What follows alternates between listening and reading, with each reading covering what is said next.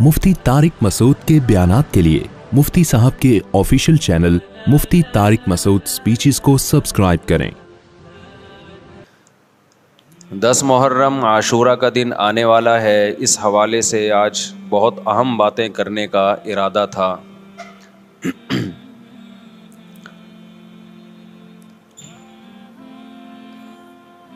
محرم میں کیا کرنا چاہیے، کربلا کا واقعہ اصل ہے کیا؟ کربلا کے واقعے پر تو میں ایک پورا بیان چند سال پہلے ریکارڈ کروا چکا ہوں، لیکن اس واقعے سے اہم سبق کیا ملتے ہیں؟ محرم میں ہم کون سے ایسے کام کر رہے ہیں جس سے ہم اللہ کے غضب کے مستحق ٹھہر رہے ہیں؟ یہ چند باتیں ہیں جس پر انشاءاللہ آج میں بات کروں گا۔ اللہ تعالیٰ ہم سب کو عمل کی توفیق عطا فرمائے اور حق کہنے کی توفیق عطا فرمائے۔ دیکھو ایک بات خوب اچھی طرح سمجھ لو، اسلام 1400 سال پہلے مکمل ہو چکا ہے۔ کسی واقعے کی وجہ سے اسلام کو تبدیل نہیں کیا جاتا، بلکہ اسلام کی روشنی میں اس واقعے کے جو تقاضے ہیں ان پر عمل کیا جاتا ہے۔ ہمارے ہاں ہو یہ رہا ہے، واقعات کی بنیاد پہ مسائل نکالے جا رہے ہیں۔ 10 محرم کا دن سیدنا حسین ابن علی رضی اللہ عنہ کی شہادت سے پہلے بھی عظیم تھا، اور سیدنا حسین ابن علی رضی اللہ عنہ کی شہادت کے بعد بھی عظیم دن ہے۔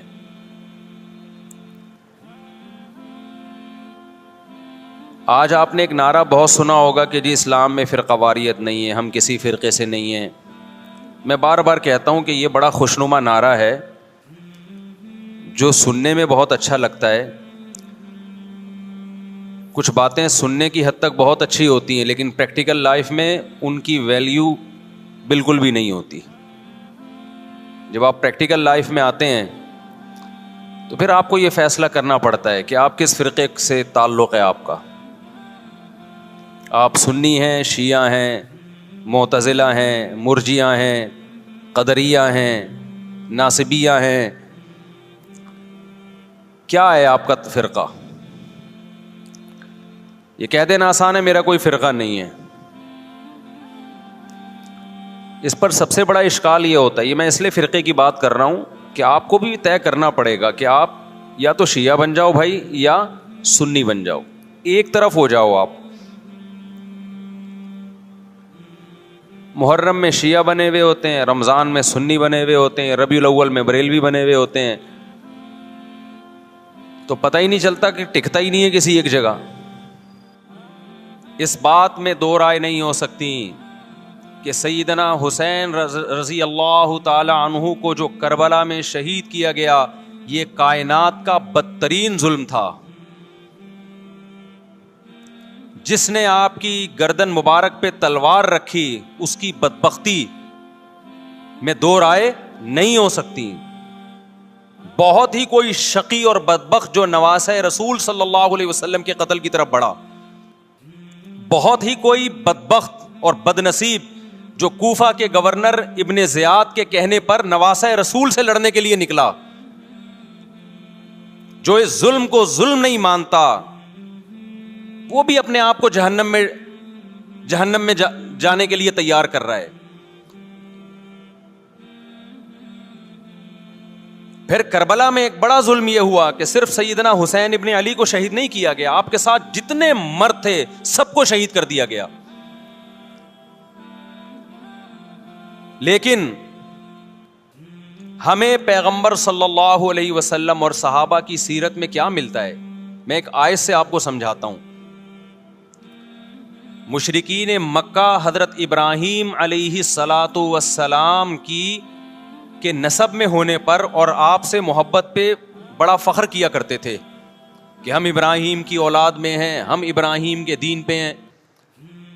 اللہ نے کیا فرمایا رسول اللہ صلی اللہ علیہ وسلم سے کہ ان اول الناس بابراہیم للذین اتبعوہ اے نبی آپ ان سے کہہ دیجئے ابراہیم سے محبت کے خالی پیلی کے دعوے مقبول نہیں ہیں. ابراہیم کے زیادہ حقدار وہ ہیں جو ابراہیم علیہ السلام کی اتباع کرتے ہیں, اور یہ پیغمبر اور صحابہ یہ ابراہیم علیہ السلام کے دین کو فالو کرتے ہیں, اور تم ابراہیم کے دین کو فالو نہیں کر رہے, ان سے محبت کے دعوے دار ہو. تو خالی محبت کے دعوے داری اللہ کے ہاں مقبول نہیں ہے. اللہ کے ہاں وہ محبت کی دعوے مقبول ہیں جس میں آپ محبوب کو فالو کر رہے ہوں. سیدنا حسین ابن علی رضی اللہ تعالی عنہ جو جنت کے جوانوں کے سردار ہیں, آپ سے محبت کا دعویٰ اس وقت مقبول ہوگا جب آپ سیدنا حسین کی سیرت کو فالو کریں گے. رونا پیٹنا ماتم کرنا یہ سیدنا حسین اور اہل بیت کی سیرت نہیں ہے. صبر کرنا, ظالم کے سامنے ڈٹ جانا, جان کے خوف سے اپنی پالیسیوں سے پیچھے نہ ہٹنا, یہ سیدنا حسین ابن علی رضی اللہ عنہ کی سیرت ہے جو آج ہمیں کہیں بھی نظر نہیں آتی.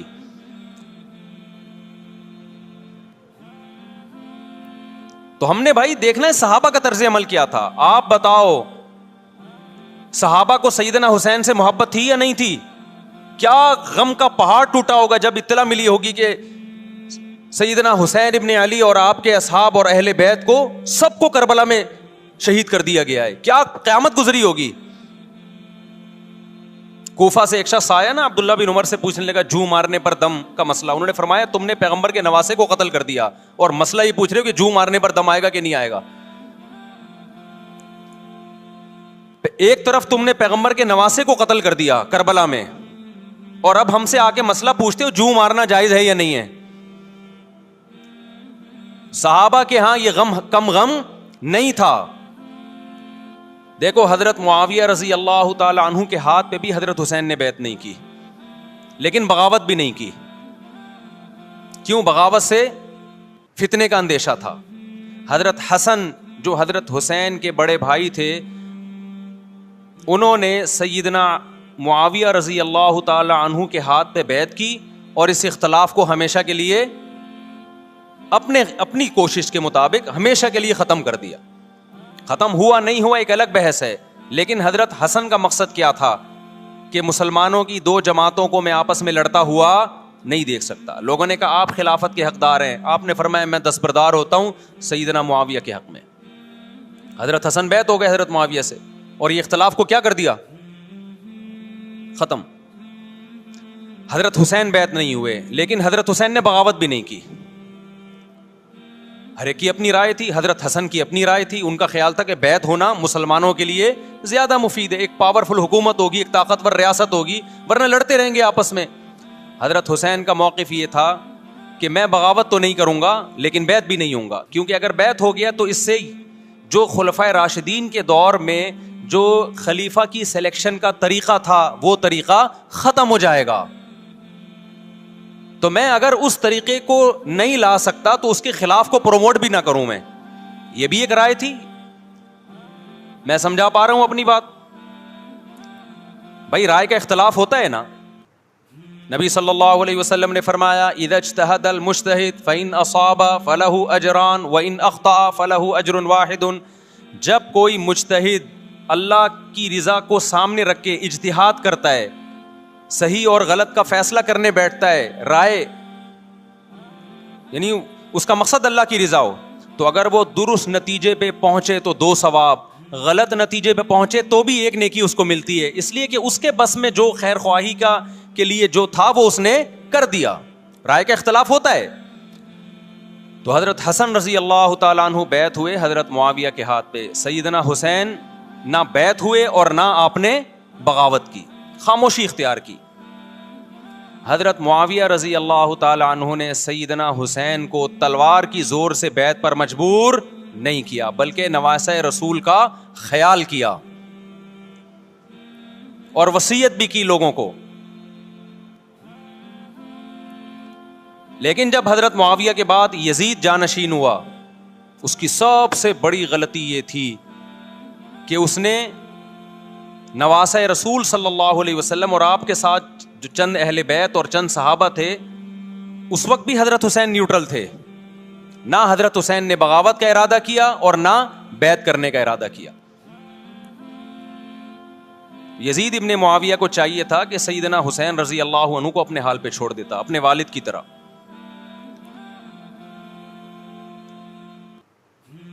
حضرت حسین رضی اللہ تعالیٰ عنہ کو جب کوفہ سے خطوط آئے, یہ میں وضاحت اس لیے کر رہا ہوں کہ حضرت حسین بغاوت کے لیے نہیں نکلے تھے, اس مسلمان حاکم کے خلاف بغاوت کے لیے نہیں نکلے تھے, کیونکہ رسول اللہ صلی اللہ علیہ وسلم کی بہت ساری صحیح حدیث ہے اس بارے میں کہ جو باغی ہے, جو ریاست کے خلاف بغاوت کرتا ہے, اس کو نبی صلی اللہ علیہ وسلم نے اس عمل کو پسند نہیں کیا. تو حضرت حسین رضی اللہ تعالیٰ عنہ کو کوفہ سے خطوط آئے کہ یہاں سارے کے سارے لوگ آپ کے ہاتھ پہ بیعت کرنے کے لیے تیار ہیں. ظاہر ہے جب کسی علاقے کے لوگ دارالخلافہ ہو اور سب بیعت ہونے کے لیے تیار ہوں تو پھر آپ کا جانا یہ بغاوت کا عمل نہیں کہلاتا. حضرت حسین رضی اللہ تعالیٰ عنہ اہل بیت کے ساتھ نکلے. کربلا میں جب پہنچے, مشہور واقعہ آپ 20 دفعہ سن چکے ہیں, وہاں جا کے آپ کو اطلاع ہوئی کہ وہ خبر غلط تھی اور عبید اللہ بن زیاد نے ایک پورا لشکر بھیجا سیدنا حسین رضی اللہ تعالیٰ عنہ کو مجبور کرنے کے لیے کہ میرے ہاتھ پہ آپ زبردستی بیعت ہو جائیں. حضرت حسین رضی اللہ تعالیٰ عنہ نے مطالبے رکھے کہ یا تو مجھے واپس جانے دیا جائے, اور اگر بیعت کرنا ہی ہے تو میں دمشق میں امیر کے ہاتھ پہ جا کے بیعت کروں گا. بہت معقول مطالبے تھے یہ. میرا مقصد ابھی کربلا کا واقعہ بیان کرنا نہیں ہے, اس پہ بہت کچھ کہا جا چکا ہے, خود میرا بھی بیان اس پہ تفصیل سے ہو چکا ہے. اس کے بعد بھی سیدنا حسین رضی اللہ تعالیٰ عنہ کو مجبور کرنا کہ عبید اللہ بن زیاد جو بدبخت انسان, جو قاتل تھا اہل بیت کا, اسی کے ہاتھ پہ لازمی بیعت ہوں, جبکہ وہ امیر بھی نہیں ہے, وہ گورنر ہے ایک علاقے کا.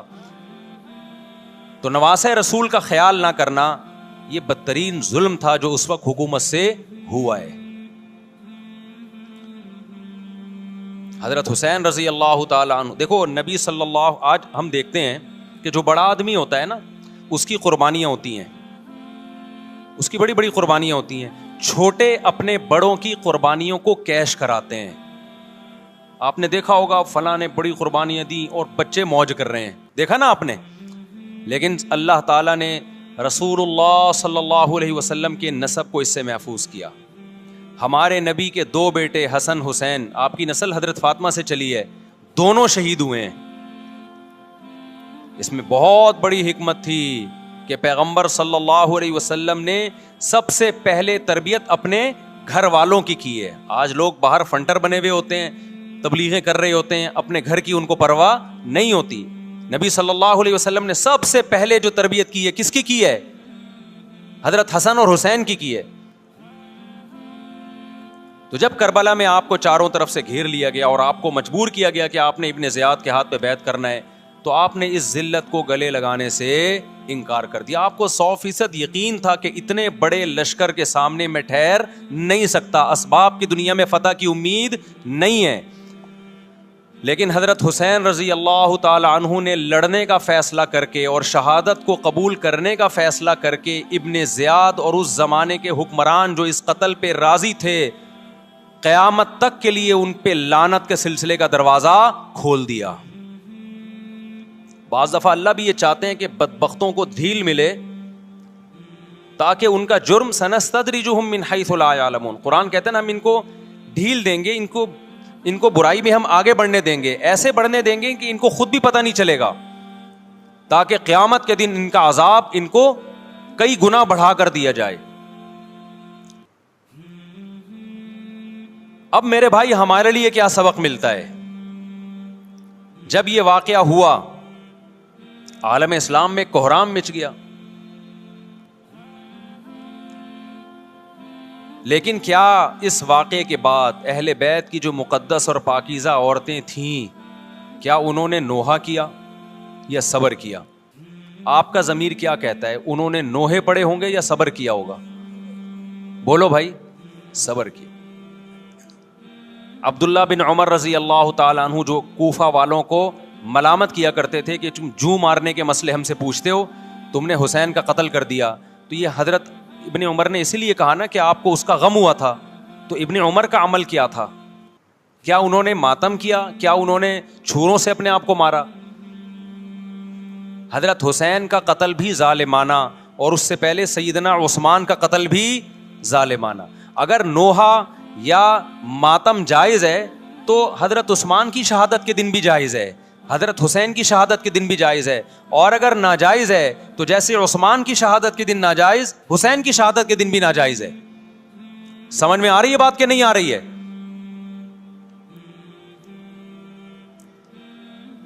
قرآن کیا کہتا ہے ایسے مواقع کے بارے میں؟ تلک امۃ قد خلت لہا ما کسبت ولکم ما کسبتم. قرآن جب بھی پرانی امتوں کے واقعات بتاتا ہے, قرآن کہتا ہے یہ ایک قوم تھی جو گزر گئی, انہوں نے جو کیا اس کا بدلہ ان کو ملے گا, تم جو کرو گے اس کا بدلہ تمہیں ملے گا. تو ہمیں اللہ نے اس واقعے میں بھی بتا دیا کہ سیدنا حسین کا واقعہ, کربلا کا واقعہ جب سنا کرو تو یہ سوچا کرو یہ قوم تھی جو گزر گئی, جس نے اچھا کیا, حسین ابن علی نے اچھا کیا, ان کو اس اچھائی کا بدلہ ملے گا. اور جو حضرت حسین کے قتل کے حضرت سیدنا حسین کے مبارک خون سے جن کے ہاتھ آلودہ ہوئے, کیونکہ قتل کیا نا انہوں نے, تو لہا ما کسبت, ان کو اس ظلم کا بدلہ بھی ملے گا. تو ہمارا کام کیا ہے؟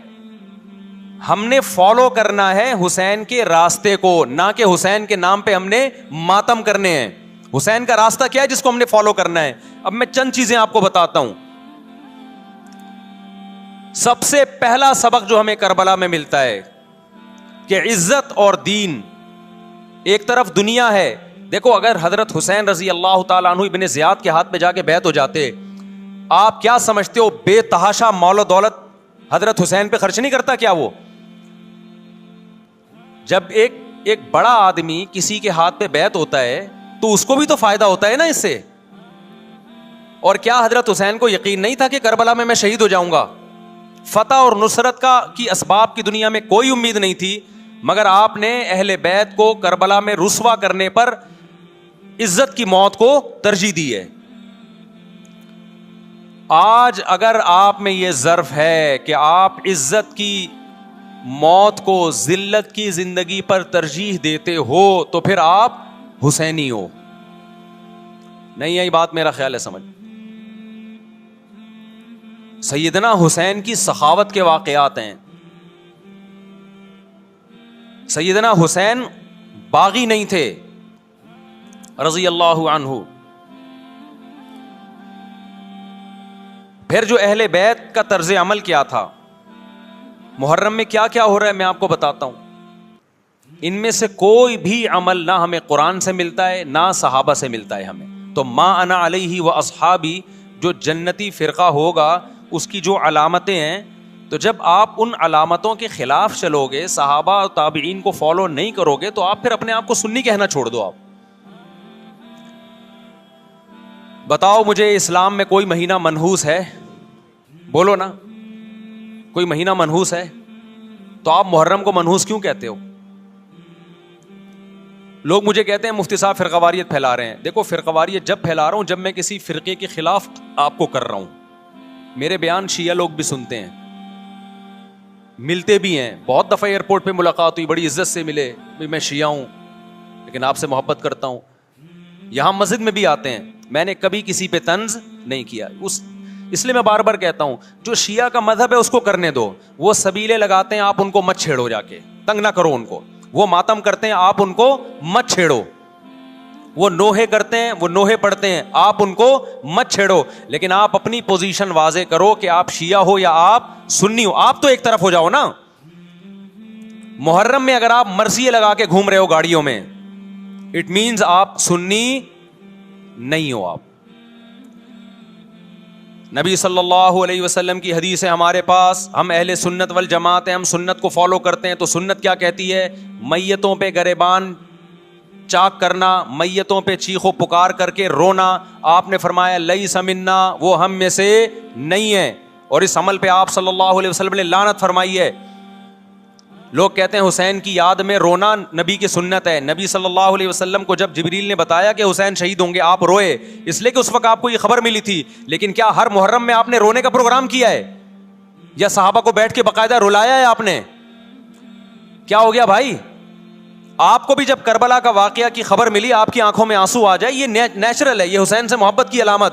لیکن ہر محرم میں باقاعدہ بٹھا کے رونے کا پروگرام کرنا یہ حسین سے محبت کی علامت نہیں ہے، بلکہ شریعت میں ناجائز ہے یہ غموں کو بڑھانا. یہ کہاں سے جائز ہو گیا؟ حضرت عثمان بھی تو شہید ہوئے تھے، نبی صلی اللہ علیہ وسلم کے داماد تھے، ان کی یاد میں آپ رونے کو سنت کیوں نہیں کہتے؟ ہماری نظر میں حسین کا قتل بھی بہت بڑا ظلم اور سیدنا عثمان کا قتل بھی بہت بڑا ظلم تھا. دونوں مظلوم تھے، دونوں مظلوم شہید تھے، ہمیں دونوں کی شہادت پہ غم ہے، لیکن اب اس غم کو مناتے نہیں ہیں. اسلام میں غم منانا سنت نہیں ہے. دیکھو جعفر طیار رضی اللہ عنہ، نبی کے چچا زاد بھائی، اہل بیت، جب آپ صلی اللہ علیہ وسلم نے ان کو لڑائی کے لیے میدان جنگ میں بھیجا، رومیوں سے لڑائی تھی، حضرت جعفر طیار کی 4 بیویاں تھیں. جب نبی صلی اللہ علیہ وسلم مسجد نبی میں بیٹھے، آپ کو فرشتوں نے اطلاع دی کہ جعفر طیار شہید ہو گئے. آپ صلی اللہ علیہ وسلم کی آنکھوں سے آنسو. یہ آنسو اس وقت نکلے جب عین شہادت کی اطلاع ملی ہے، اس وقت آنسوؤں کا نکلنا محبت کی علامت ہے. آپ نے صحابی رسول کو بھیجا کہ جاؤ آپ کی زوجات کو، بیویوں کو جا کے خبر دو کہ جعفر طیار شہید ہو گئے. کیا قربانی تھی صحابہ کی، آپ دیکھو ایسے جوان تھے جعفر طیار، خوبصورت جوان. غزوہ بدر میں جب مشرکین مکہ نے یہ نعرہ لگایا کہ حل میں مبارز، 3 سردار آئے، انہوں نے کہا پہلے تمہارے اندر سے 3 بہادر آئیں ہم سے لڑیں. دیکھو عربوں میں یہ ہوتا تھا کہ جب جنگ کے لیے 2 فوجیں آمنے سامنے کھڑی ہوتی تھیں تو پہلے دونوں طرف کے بہادر ترین لوگوں کی لڑائیاں ہوتی تھیں کہ جب تک دونوں میں سے ایک قتل نہیں ہوگا لڑائی شروع نہیں ہوگی. تو آپ کو پتا ہے کہ اس میں بہادر ترین لوگ نکلیں گے نا جو لڑنا جانتے ہوں. مشرکین مکہ کی طرف سے 3 یا 4 بڑے بڑے سردار آئے لڑائی سے پہلے، بدر میں لڑائی سے پہلے. انہوں نے نعرہ لگایا حل میں مبارز، کوئی ہے تم میں جو پہلے ہم سے لڑے. یعنی ادھر سے ہم 3 ہیں تو ادھر سے بھی کتنے چاہیے؟ 3 بندے. ادھر سے انصار صحابہ آئے. مشرکین مکہ نے کہا لیسو بی اکفائنا، یہ ہمارے جوڑ کے نہیں ہیں، قریشی ہاشمی چاہیے ہمیں، ہمارے نسب کے لوگ ہونے چاہیے. تو ادھر سے نبی صلی اللہ علیہ وسلم نے حضرت علی کو بھیجا اور حضرت جعفر طیار کو بھیجا. جن صحابہ کو بھیجا ان میں حضرت جعفر طیار بھی تھے. حضرت جعفر طیار رضی اللہ تعالی عنہ اور سیدنا علی مقابلے میں غالب آ گئے. خوبصورت صحابی، نجاشی کے سامنے آپ نے تقریر کی ہے، ہجرت کی ہے نا جب حبشہ کی طرف، تو نجاشی نے پوچھا جعفر طیار سے کہ تمہارے پیغمبر جو کلام لے کر آئے ہیں وہ سناؤ. حضرت جعفر طیار رضی اللہ تعالی عنہ نے سورہ مریم پڑھنا شروع کر دی. کاف ہا یا عین صاد ذکر رحمت ربک عبدہ زکریا اذ نادى ربه نداء خفيا قال رب اني وهن العظم مني واشتعل الراس شيبا ولم اكن بدعائك رب شقيا واني خفت الموالي من ورائي وكانت امراتي عاقرا فهب لي من لدنك وليا. ایسی حضرت مریم اور عیسیٰ ابن مریم کی سیرت کو سورہ مریم میں بیان کیا حضرت جعفر طیار نے کہ نجاشی روتے روتے اس کی داڑھی تر، اور جتنے پادری بیٹھے تھے سب کی داڑیاں تر ہو گئی روتے روتے. تو یہ تقریر جو نجاشی کے اسلام کا سبب بنے، بادشاہ کو مسلمان کرنے والے کون تھے؟ حضرت جعفر طیار. اور آپ کے چھوٹے چھوٹے بچے، 4 جوان بیویاں ہوں، چھوٹے چھوٹے بچے ہوں، اور ایسے میں میدان جنگ میں لڑتے ہوئے شہید ہو جائیں تو پیغمبر اور صحابہ پہ کیا قیامت ٹوٹی ہوگی. لیکن ہمارے نبی صلی اللہ علیہ وسلم کی آنکھوں میں سے کیا تھے؟ صرف آنسو موتی کی طرح ٹپک رہے تھے. اور آپ صحابہ کو اطلاع دے رہے تھے کہ جعفر طیار شہید ہو گئے اور جاؤ ان کے گھر والوں کو بتا کے آ جاؤ. کتنی بڑی قربانی ہے یا نہیں ہے؟ جب خبر دینے والا آپ کی ازواج کو بتا کے آیا کہ جعفر طیار شہید ہو گئے تو آپ کے گھروں سے خواتین کے رونے کی آوازیں آئیں. آپ صلی اللہ علیہ وسلم نے فرمایا ان سے بولو کہ اپنی آواز کو پست کرو. پھر چیخو پکار کی آواز آئی تو آپ نے فرمایا کہ اگر دوبارہ چیخو پکار کی آواز آئے تو ان کے منہ پہ خاک پھینک دو.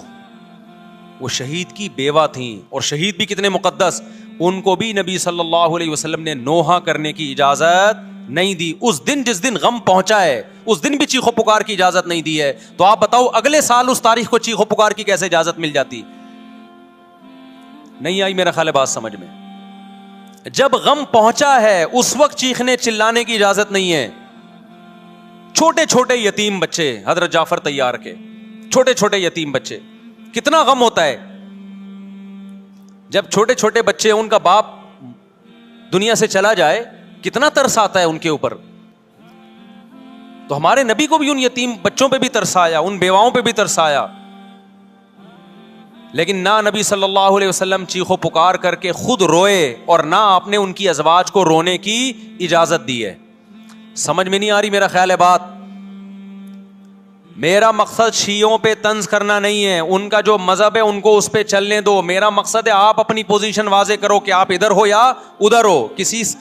کسی کو تنگ مت کرو, نہ کسی پہ فتوے لگاؤ کفر اسلام کے, نہ کسی کو جہنمی قرار دو. اپنی پوزیشن آپ فیصلہ کرو کہ آپ اگر ادھر جانا ہے تو پورے ادھر چلے جاؤ. پھر یہ آدھا تیتر آدھا بٹیر والا معاملہ مت کرو.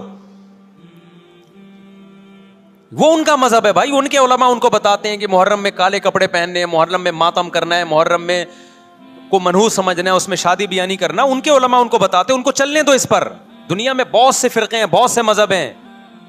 ہم کسی کو نہ ختم کر سکتے ہیں, نہ کسی کے خلاف نفرت پیدا کر سکتے ہیں. اس سے کوئی چیز حاصل نہیں ہوگی. کسی سے نفرت کرنے کی ضرورت نہیں, کسی پہ فتوے لگانے کی ضرورت نہیں, لیکن آپ کو اپنی پوزیشن واضح کرنی پڑے گی کہ میں کہاں کھڑا ہوا ہوں. اگر آپ سنی ہو تو پھر اہل سنت والجماعت صحابہ تابعین کو فالو کرتے ہیں, حدیث کو فالو کرتے ہیں, اور حدیث میں ہمیں ماتم کرنا, نوحہ کرنا, گریبان چاک کرنا اس کی پرمیشن نہیں ہے, بلکہ اس سے روکا گیا ہے, اس عمل کو حرام اور ناجائز قرار دیا گیا ہے. بات آ رہی ہے سمجھ میں؟ باقی جو شیعہ حضرات کرتے ہیں, ہمارے دوست ہیں شیعہ, میں مذاق میں نہیں کہہ رہا, ملتے ہیں ہم سے, میں کبھی ان سے مذہب کے ٹاپک پہ بات نہیں کرتا, نہ ان کو کبھی چھیڑتا ہوں کہ آپ یہ کیوں کر رہے ہو, یہ کیوں نہیں کر رہے. بھائی اس کا مذہب ہے, وہ اس کا فرقہ ہے, جو کرنے دو اس کو, ہم نہیں کرتے, کیونکہ ہم اہل سنت والجماعت میں. سمجھ میں آ رہی ہے بات کہ نہیں آ رہی؟ پھر ربیع الاول کا مہینہ آئے گا, اس میں بھی آپ اپنی پوزیشن واضح کرو کہ آپ ادھر ہو یا ادھر ہو. دو فرقے ہیں, دیوبندی بریلوی. میں نہیں کہہ رہا کہ کون جنتی کون جہنمی, لیکن بر صغیر میں جن کو دیوبندی کہا جاتا ہے وہ نظر و نیاز تیجے 40 میں کے قائل بولو نہیں ہے. یہ ان کی کتابوں میں لکھا ہوا ہے, وہ اس کے قائل نہیں. اگر کوئی بزرگ ان میں قائل گزرا بھی ہے تو وہ اس کا ذاتی تفرد ہے, اس کو علماء نے فالو نہیں کیا, اس کو ان کی اجتہادی غلطی قرار دیا ہے. ربیع الاول میں جلوس نکالنا یا مزار بنانا یا مزاروں پہ جانا اس نیت سے کہ وہاں جا کے ہم کوئی قوالی پڑھیں گے یا کچھ بھی, ہمارے ہاں قبرستان جانا صرف اس لیے ہے کہ آخرت کی یاد تازہ ہو, بس. اس کے علاوہ اور کوئی کانسیپٹ نہیں ہے. ہمارے ہاں قبر ایک بالش سے زیادہ اونچی بنانا جائز بولو نا نہیں ہے. قبر پکی کرنا جائز نہیں ہے. تیجے 40 میں کرنا جائز بولو نہیں. آج ایک صاحب آئے, کہنے لگے میری ساس کا 40واں ہے, فجر میں کہنے لگے مجھے, کہہ رہے میں نہیں گیا تو بڑا مسئلہ ہو جائے گا. میں نے کہا بھائی ایک فیصلہ کرو, گرین چینل یا وائٹ چینل, ایک طرف ہو جاؤ بھائی, کیونکہ وائٹ چینل میں یہ جائز نہیں ہے, نہ 40واں ہے نہ تیجا ہے. اب لوگ مذاق اڑاتے ہیں, مر گیا مردود نہ فاتحہ نہ درود. بھائی کچھ بھی کہتے رہو تو پھر پورے ادھر کو ہو جاؤ, یا تو پورے وائٹ ہو جاؤ یا پورے کیا ہو جاؤ, پورے گرین ہو جاؤ. پھر تیجا بھی کرو, 40واں بھی کرو, برسی بھی کرو, اور پھر اس کے بعد جھنڈے بھی لگاؤ ہرے رنگ کے.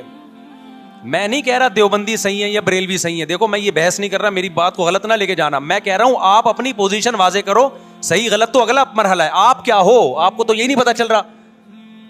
آپ रबीउल अव्वल में हरे झंडे लेके घूम रहे हो, रमजान में आप व्हाइट चैनल बने हुए हो, मुहर्रम में आप ब्लैक चैनल बने हुए हो, तो पता ही नहीं चल रहा तो है क्या भाई? जब 73 फिरकों में एक जन्नती है तो एक को फॉलो करो ना, जिसको जन्नती समझते हो। अगर आप समझते हो कि ब्लैक चैनल या शिया फिरका जन्नती है तो पूरे शिया हो जाओ भाई। अगर आप समझते हो बरेलवी फिरका जन्नती है तो पूरे बरेलवी हो जाओ। तो जिसको समझते हो वो बन जाओ, लेकिन पूरे बनो, अधूरे मत बनो, आधा आधा ना लो।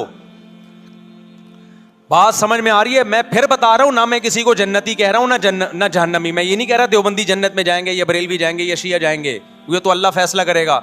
हम तो वो करेंगे जो हमारी खोपड़ी में आ रहा है। हमारी खोपड़ी में ये आ रहा है कि जिसको भी करो तो एक को करो पूरा, ताकि एक तरफ हो जाओ। आधे तीतर आधे बटेर मत बनो आप, और दूसरे को छेड़ो भी नहीं, छेड़ने की भी जरूरत नहीं है। कोई जो कर रहा है क्या भाई, उसका मजहब है।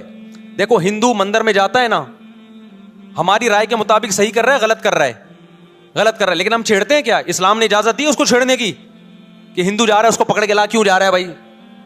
इस्लाम बोला है भाई लकुम दीनुकुम वलिय दीन, तुम्हारे लिए तुम्हारा दीन, हमारे लिए हमारा दीन। ला इकराह फिद्दीन, दीन में जबरदस्ती नहीं है, जो जो कर रहा है उसको करने दो।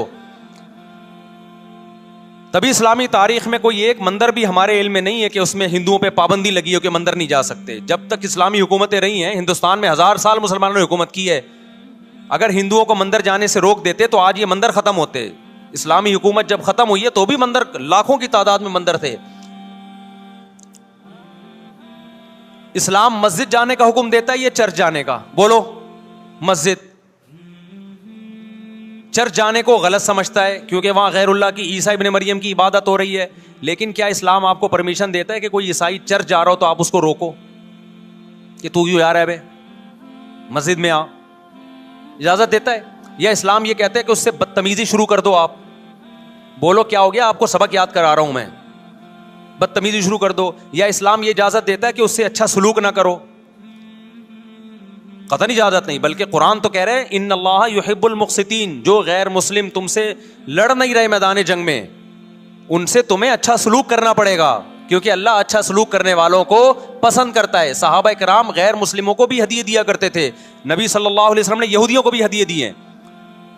तो जो मजहब इस्लाम की तरफ मंसूब नहीं है, जब हमें उनसे अच्छे सलूक का हुक्म है, तो जो मजहब इस्लाम की तरफ मंसूब हैं, कतई नजर इससे कि वो इस दावे में सच्चे हैं या झूठे, ये तो बहस एक अलग है, लेकिन निस्बत किसकी तरफ कर रहे हैं? इस्लाम की तरफ। तो हमें उनसे बदतमीजी बदसलूकी की कहां से इजाजत होगी? तो मैं नहीं कह रहा कि आप शिया बरेलवियों से दुश्मनी करना शुरू कर दो, उनकी दावतें अटेंड ना करो, उनसे कारोबार छोड़ दो, या उनको जा जाके तंग करो, क्यों सबील लगा के बैठे हो, क्यों मातम कर रहे हो, ये काम मत करो आप।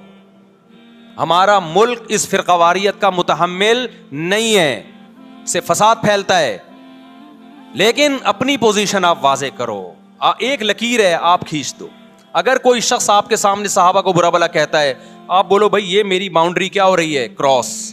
मेरे सामने आपको उन बुजुर्गों के खिलाफ बोलने की इजाजत नहीं है जिनसे मुझे अकीदत है। अगर ये काम आपने किया तो हमारी और आपकी राहें अलग अलग।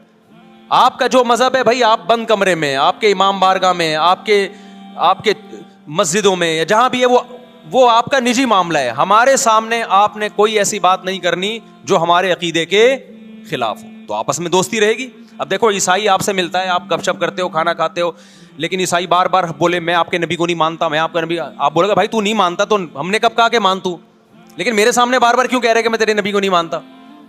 यहां से आपकी उसकी दोस्ती क्या हो जाएगी फिर? खत्म। तो गैर मुस्लिमों को भी दो किस्में, किसी भी मसलक के लोगों से मिलो, किसी भी फिरके के लोगों से मिलो, कोई झगड़ा नहीं, कोई बहस नहीं, एक दूसरे को खाना भी है, एक दूसरे को खिलाना भी है, एक दूसरे से खाना भी है, एक दूसरे की दावतों में भी शिरकत करनी है। जहां मजहब का मामला आए तो फिर आप किसी से बहस ना खुद करो ना किसी को करने की इजाजत दो। अगर कोई कुछ सीखना चाहता है तो आप बोलो भाई उलमा के पास आ जाओ, आपको कोई इश्काल है तो हम वहां आपका इश्काल हल कर देंगे। इससे आगे बढ़ने की कोशिश बोलो मत करो, इससे मुल्क में अमन होगा। बाकी फिरके हमेशा से हैं भाई, आज कोई नए थोड़ी हैं, आज कोई नए थोड़ी हैं, और ये हमारा काम थोड़ी है फिरके खत्म करना। ये तो ईसा इब्न मरियम जब नाजिल होंगे, हजरत मेहदी आएंगे, वो तलवार की ताकत से खत्म करेंगे, उनके पास ये अथॉरिटी होगी कि वो फिरकों को खत्म करें। आपने ये करना है کہ دوسرے کے مسلک کو چھیڑنا نہیں ہے اور اپنا چھوڑنا نہیں ہے. مسئلہ آپ کے ساتھ یہ ہو رہا ہے کہ دوسرے کو چھیڑ بھی رہے ہو اور اپنا چھوڑ بھی رہے ہو, دونوں الٹے کام کر رہے ہو. ایک طرف بحث کر رہے ہوتے تم ایسے اور دوسری طرف وہی بنے ہوئے ہوتے تھوڑے دنوں میں جا کے. ہاں وہ بتا رہا ہوں وہ نظر و نیاز والی نہیں, وہ سب کو پتا ہے. ہاں ایسی دعوت نہ ہو جس میں بدعت کی تائید ہو. تو آپ جو کر رہے ہو نا وہ یہ کر رہے ہو دوسرے کو چھیڑ بھی رہے ہو, جس سے ملک میں بدامنی پھیل رہی ہے. تقریریں سنو, شیعہ ایسے, بریلوی ایسے, دیوبندی ایسے, اہل حدیث ایسے. تقریروں سے کیا پھیل رہی ہے؟ نفرتیں.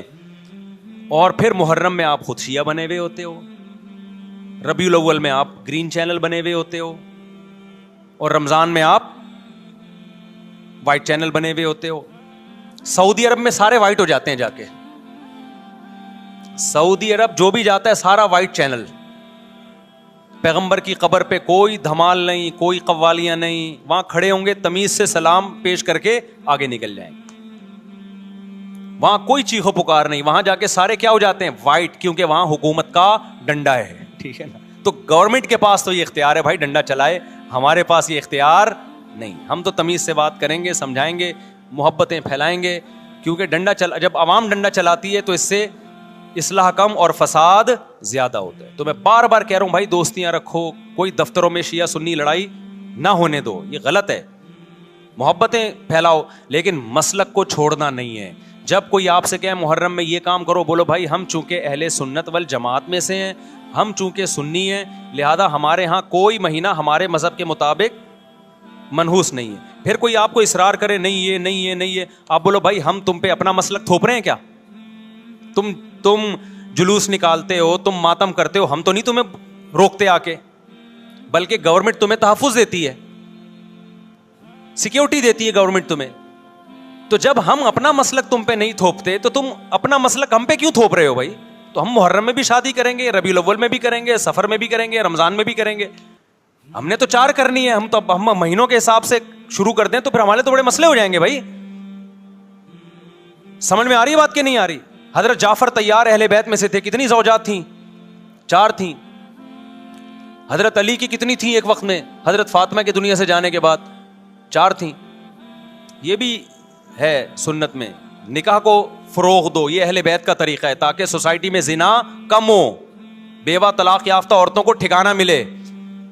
خیر, تو اب میں بات سمیٹ کے ختم کر رہا ہوں. لوگ کہتے ہیں محرم میں ہم نکاح کیوں کریں بھائی, فرض واجب تو نہیں ہے نا, چلو حرام نہیں ہے لیکن فرض بھی تو نہیں ہے نا. لوگ یہ بھی کہتے ہیں. دیکھو جب قرآن نے کسی چیز کو حلال قرار دیا ہو نا تو قرآن اس کو پسند نہیں کرتا کہ آپ عملاً اس کو حرام کر دو. دیکھو مشرکین مکہ کیا کرتے تھے, بتوں کے نام پہ جانور چھوڑتے تھے, پھر ان کا گوشت نہیں کھاتے تھے. اللہ نے فرمایا کہ تم نے ایک خدا کی حلال کردہ چیز کو کیسے حرام کر دیا تم نے. نبی صلی اللہ علیہ وسلم نے قسم اٹھائی میں شہد نہیں کھاؤں گا. آپ نے فرمایا لما تحرم ما احل اللہ لک, اے نبی جو چیز اللہ نے آپ کے لیے حلال کر دی آپ کیسے اپنے اوپر حرام کر رہے ہیں. اس سے پتہ چلتا ہے کہ اگر آپ محرم میں نکاح کرنا چاہتے ہیں لیکن آپ یہ سوچ کے ڈیلے کر دیتے ہیں کہ بھائی اس مہینے میں لوگ نکاح کو برا سمجھتے ہیں, تو یہ ڈیلے کرنا آپ کے لیے ناجائز ہوگا. کیونکہ لما تحرم ما احل اللہ لک, اللہ نے جس چیز کو تمہارے لیے حلال کیا تم نے کس دلیل کی بیس کے پر اپنے اوپر پابندی لگائی ہے اس پر. ایک تو ہے نا کسی کو شادی کا خیال ہی سفر میں آ رہا ہے, ربیع الاول میں آ رہا ہے, وہ تو ایک الگ بات ہے, لیکن اس کا نکاح محرم میں ہونا تھا. صرف محرم کی وجہ سے وہ ڈیلے کر رہا ہے کہ جی میں ربیع الاول میں لے کے جاؤں گا. یہ ڈیلے کرنا قرآن و سنت پہ زیادتی ہے یا نہیں ہے؟ یہ اللہ کے حلال کو عملاً حرام کرنا ہے یا نہیں ہے؟ نہیں ہے بات سمجھ میں. پھر اگر کوئی شیعہ آپ سے کہتا ہے کہ بھئی آپ ہمیں چھیڑنے کے لیے یہ کام کر رہے ہو, آپ بولو نہیں بھائی ہم آپ کو چھیڑنے کے لیے نہیں کر رہے, آپ کا مسلک ہے, آپ اس پر عمل کریں, ہمیں اس پہ کوئی اعتراض نہیں ہے. لیکن ہم کس کے پر عمل کریں گے؟ ہم اہل سنت والجماعت ہیں. کتنے صحابہ ہیں, خود نبی کی نکاح محرم میں ہوا ہے. اور ویسے بھی ہمارے ہاں شہادت ایک منحوس عمل نہیں ہے, شہادت ایک مبارک عمل ہے. 10 محرم پہلے سے فضیلت والا دن تھا, محرم پہلے سے فضیلت والا مہینہ تھا. حسین ابن علی کی شہادت سے اس مہینے کے تقدس کو 4 چاند لگ گئے ہیں اور مقدس ہو گیا یہ مہینہ. یہ کیسی بات ہے جو شہادت کا دن ہو ہم اس کو منحوس قرار دے دیں؟ بھائی ہمارا یہ جگرا نہیں ہے. سمجھتے ہو کہ نہیں سمجھتے ہو؟ تو اس لیے محرم میں اگر کسی نے نکاح کرنا ہے اس کو ڈیلے مت کرو میرے بھائی. لوگ کہتے ہیں فرض تو نہیں ہے نا. آپ اگر اس کے نحوست منحوس ہونے کی وجہ سے ڈیلے کر رہے ہو تو پھر آپ پہ فرض ہوگا کرنا. کیوں؟ اس آیت کی روشنی میں لما تحرم ما احل اللہ لک. اے نبی جس چیز کو اللہ نے حلال قرار دیا آپ کس دلیل کی بیس پہ اس کو اپنے اوپر حرام کرتے ہیں؟ سمجھتے ہو کہ نہیں سمجھتے؟ تو اسی طرح یہ جو باقی کام محرم میں ہو رہے ہیں،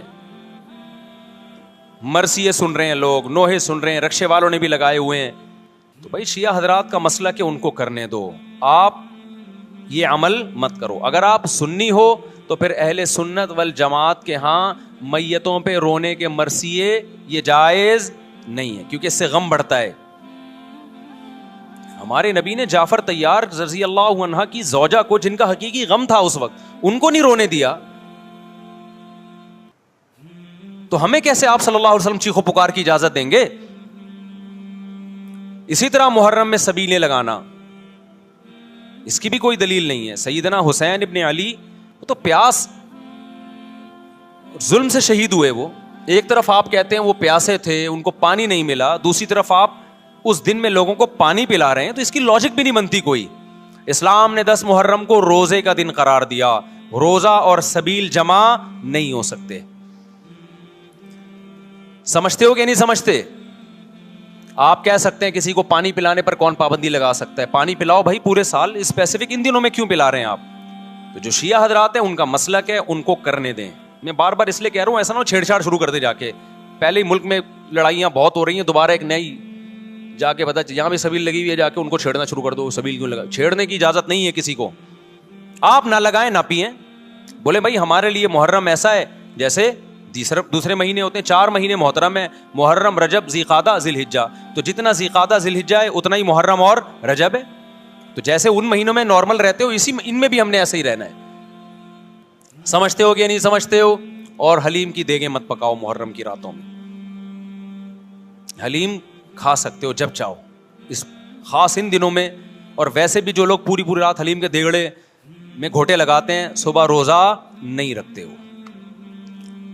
کیا خیال ہے جب آپ پوری رات دیگڑے میں گھومتے رہو گے؟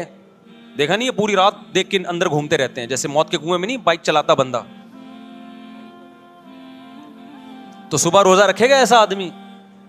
تو یہ ساری چیزیں آپ کو اس کام سے روکتی ہیں جو سنت سے ثابت. تو اللہ تعالی ہمیں محرم میں وہ کچھ کرنے کی توفیق عطا فرمائے جس کی ہمیں اللہ، اس کے رسول اور صحابہ نے پرمیشن دی ہے، اور ان تمام باتوں سے اللہ ہمیں بچنے کی توفیق عطا فرمائے جس سے اللہ، اس کے رسول اور صحابہ نے ہمیں بچنے کا حکم دیا ہے. اللہ تعالیٰ سمجھنے کی، عمل کی توفیق عطا فرمائے. وما علینا الا البلاغ.